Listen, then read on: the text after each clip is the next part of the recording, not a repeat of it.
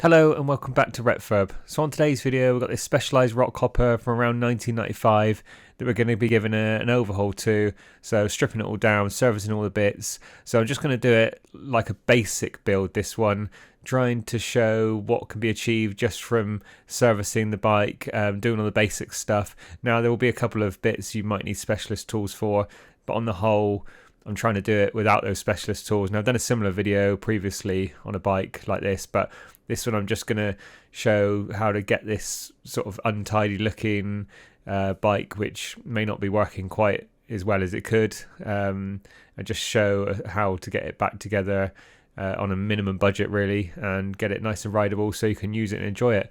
So you can see straight away the bike's pretty much original, so we're going to be keeping it like that and just changing a couple of bits, and that's it. So let's get straight into it and get straight to the video.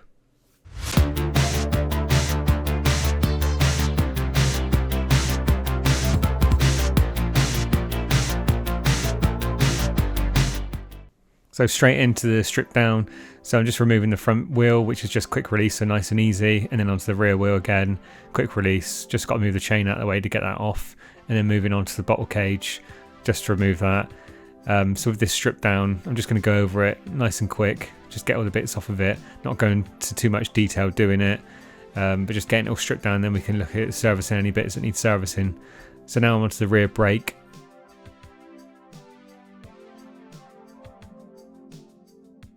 So you can see there that that one's cracked like they usually go on these type of cantilever brakes, and that's part of the adjusting mechanism. So you need to repair that before you put it back on, otherwise the adjuster won't work. So I'm not going to go into detail of how I do that, but I have another YouTube video showing the process of repairing them. Now I did actually do that on this video, but it cracked pretty much straight away after I repaired it in a different place. So I ended up having a wrapper cable tie around it, gluing that on, and then putting the same sort of method to that as what I do on the video showing the repair of the cantilever brakes. I didn't really want to replace them, put anything else in there, because it sort of goes against the whole idea of what I'm trying to achieve with this video. So now just removing the rear reflector, nice and easy again. And the cable for the rear derailleur is just coming off here. So stripping the bike down, it doesn't really take that long to do it. You know, you can strip it down pretty quick. Now I've tried to not use as many specialist tools as I can. I've had to use a chain breaker tool to get the chain off. I've got a quick release link to go back in there, which I'm going to reuse the chain and just use that in place to put it back together. And then I'm now just removing the front derailleur here. And then onto the crank. So again, with the crank, once you get this nut out of place, then you've got to use a special tool to get the crank off. Now you don't necessarily have to get this off if you wanted to just clean it up in place. As long as the bottom bracket feels okay, that's fine. So just showing there, the pedals are seized, the bearings are knackered on them, so I'm not even going to bother trying to repair them. I've actually got a set of used ones, I think they're Tioga Surefoot or something like that I've got, so I'm just going to tidy them up and put them on here. But you could find a cheap set online, which I've done before, for less than £10, so that's nice and easy and cheap to replace. And now on to removing the handlebars and all the bits in the handlebars and the stem. So this is a threaded stem, or a threaded headset should I say. So the stem comes out first, and then you've got to unthread the headset, which then allow the fork to be removed.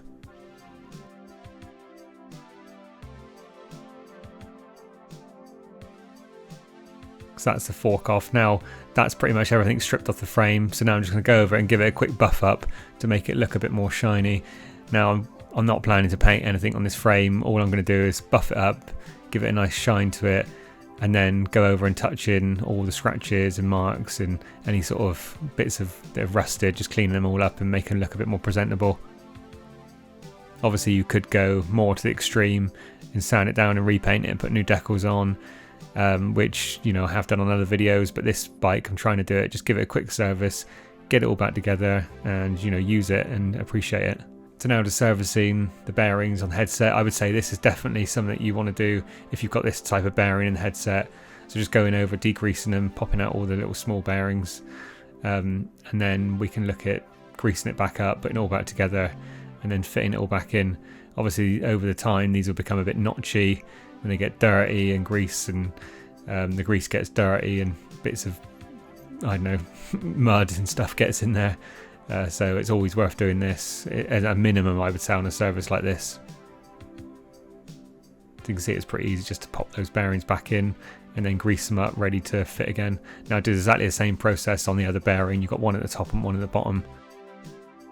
And now on to cleaning the stem. So I'm just going to use a process bit of WD-40 on some foil and just wiping over the area where the rust is. It's not deep rust, it's just mainly surface rust, and this will get rid of most of it. Obviously it's not going to give it a brilliant finish, as in, you know, you will mark it a little bit doing this with the WD-40 and the foil, but it looks a hell of a lot better, and it gives it a nice, more uniform finish and removes the bulk of the rust on there and looks a lot more presentable. And now we can fit the forks back in, so just threading on the headset.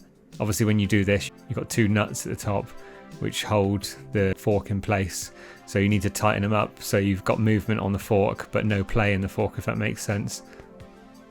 And now just fitting the stem back on.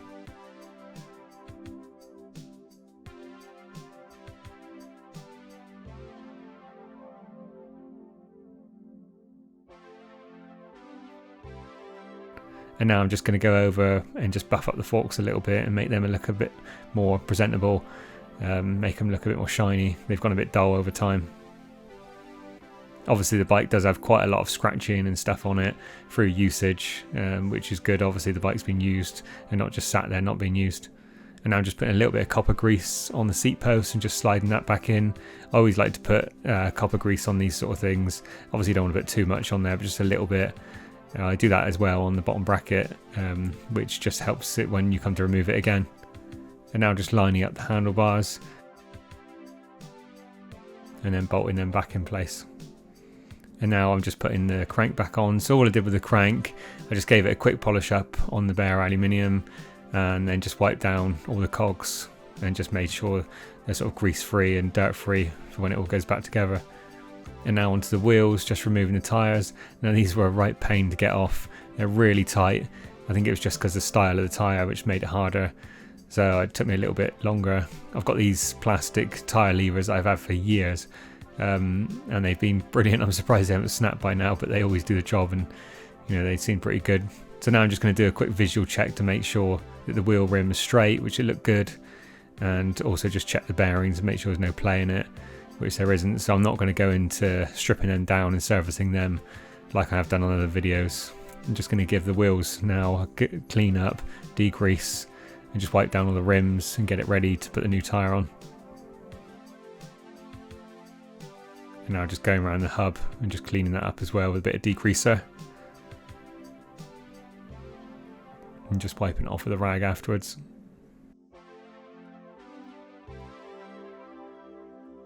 And now just fitting the new tan wall tyre. So this is just a budget tan wall tyre, which I quite like doing on bikes of this era. I think it suits it, especially when you've got a full rigid frame. I think it looks really good. And just fitting the inner tube back in.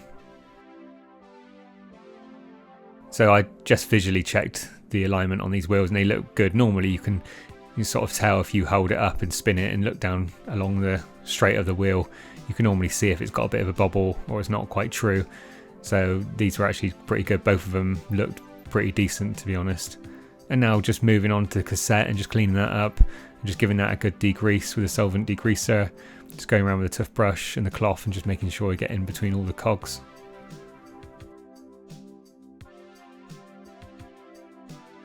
And then fitting that back onto the wheel. Now someone did this up really tight when I came to take it off, so I'm not going to do it up quite as tight. I'm just going to nip it up. You don't need to go too mad with them because they've got little sort of splines in it which hold it in place. And now just pumping up the tyre, ready to fit back on the bike.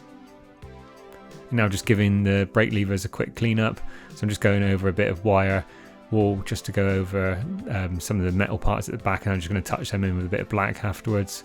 I'm just going over a bit of solvent-based degreaser again, just getting in all around, making sure there's any gunk and stuff removed before they get fitted back on the bike.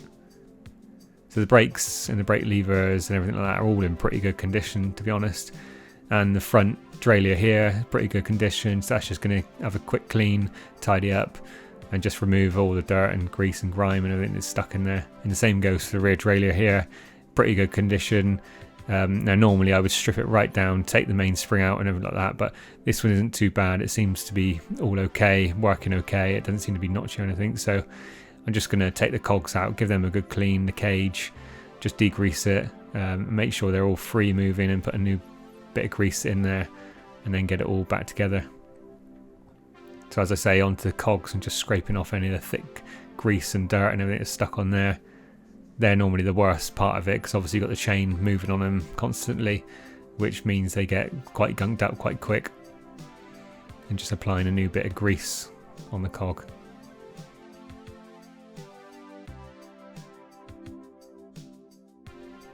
And then we can get it put back together.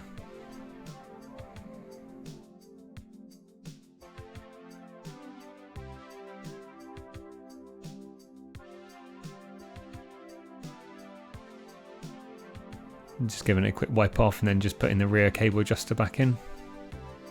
And then we can start fitting some bits on the bike. So I'm just putting the front wheel back on here. Quick release again, nice and easy to get that on there.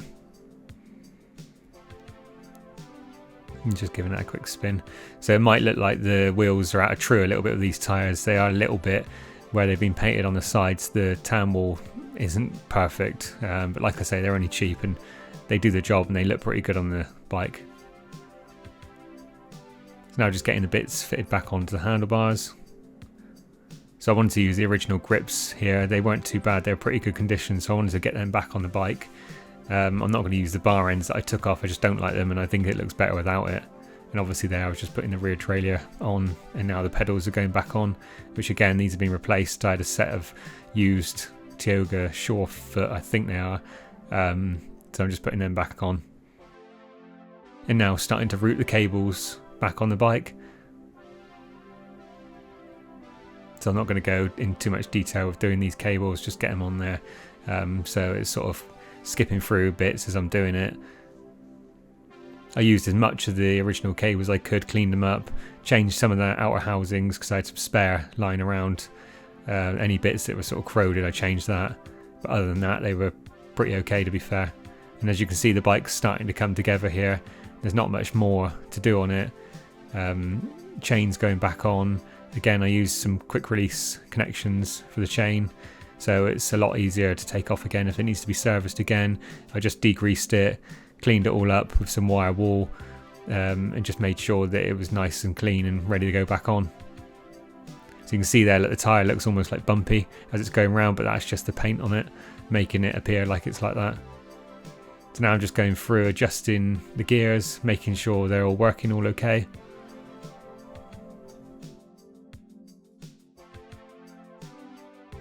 So this bike's got grip shift on it, which on the front cog, it's got sort of micro adjustments, if that makes sense. So instead of going like 1, 2, 3, it'll be like one and a little bit, one and a little bit more, 2. So when you adjust it into gear, you sort of click it around until it gets into gear, which is quite good because you can move it to where you need it as you're riding it. But on the other hand, I quite like a click, you click it once and it goes into place. So that's the only thing that I sort of get put off by some grip shift.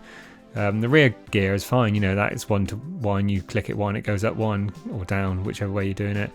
But the front, yeah, although like I say, it's good if you want to do a micro adjustment whilst you're riding it, but if you just want to know that you're going into second gear in the front or third gear or whatever on the front, then it's not ideal for that. So you can see I'm just putting the brakes back on, just adjusting the brakes, making sure the pads are all lined up correctly, and then bolting them in place. So we're getting close to finishing it now. Just the brakes to do, and just make sure that everything's adjusted and working all okay, and then we can go out and take it for a quick test ride.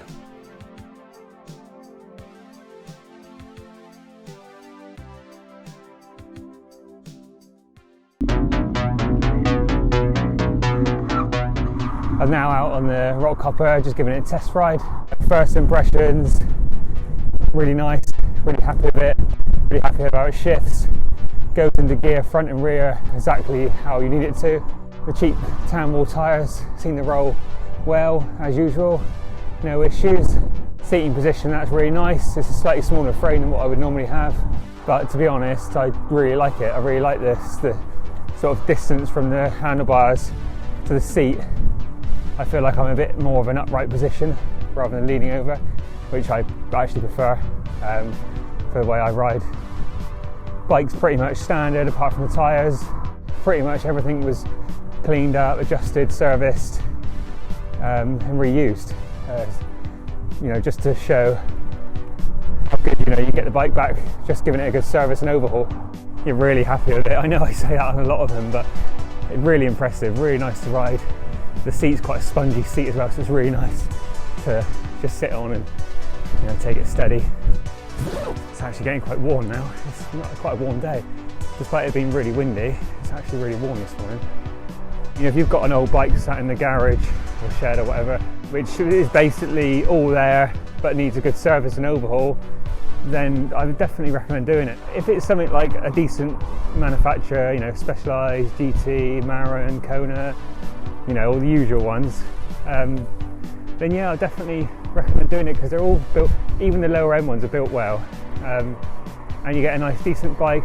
Like I say on some other test videos and that, I wouldn't necessarily go out racing on it in a competition unless you're doing like a retro vintage race, then yeah, brilliant. But for everyday use, just commuting or leisurely, riding through the lanes and stuff, the countryside, it's absolutely perfect. A bike like this, I would definitely recommend it. I would say save your money if you've got something like this in your possession. Save your money and just give it a service if you can. You know, there's loads of videos online, not just my videos, but other people's videos that show you how to restore and repair and get things working again. This bike, 100% recommended.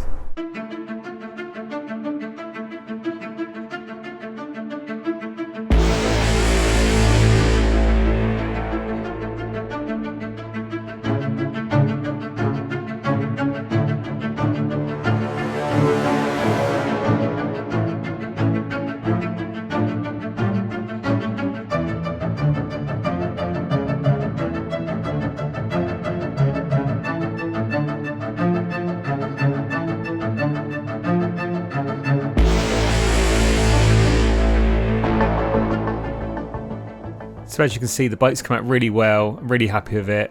Nice, easy service on this one. Nothing too bad to do on it. Obviously, there was a couple of little bits that just needed a little bit more attention than other stuff, but on the whole, pretty easy. And you know, it's turned into a nice little bike that can be used and enjoyed.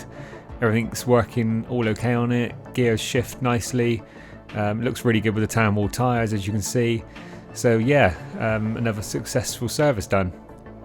Thanks for taking the time to watch the video. It's really appreciated. Please like and subscribe, and we'll see you on the next one.